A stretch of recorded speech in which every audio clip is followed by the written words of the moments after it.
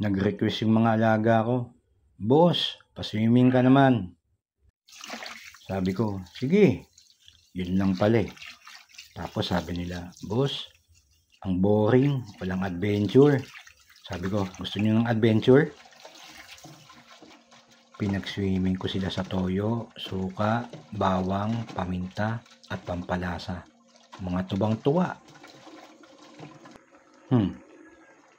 Mga napagod yata, kakalangoy ah. Nakatulog. Uy, gising.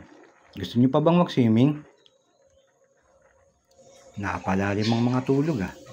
Ililipat ko nga sila sa swimming pool eh. Nilipat ko muna yung dalawang mga nakanganga kung matulog. Ang himbing ng tulog ah. Ano kaya mga panaginip nito? Matik, mga gutom yan. Kakalangoy. Kaya pagising, pakakainin ko muna ng talbos ng kamote.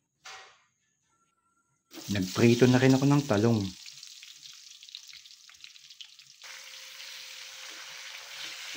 Ginigising ko. Mga tulog talaga. Ayaw talagang magising. Kaya naisipan kong magluto muna ng sinangag.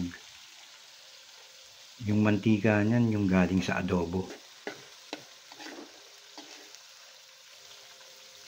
Tapos nilagyan ko lang ng toasted garlic.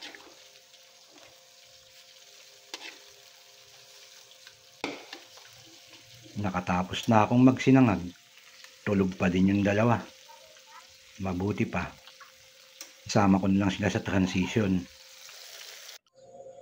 Sleeping fish with adobo rice, talong at talbos ng kamote.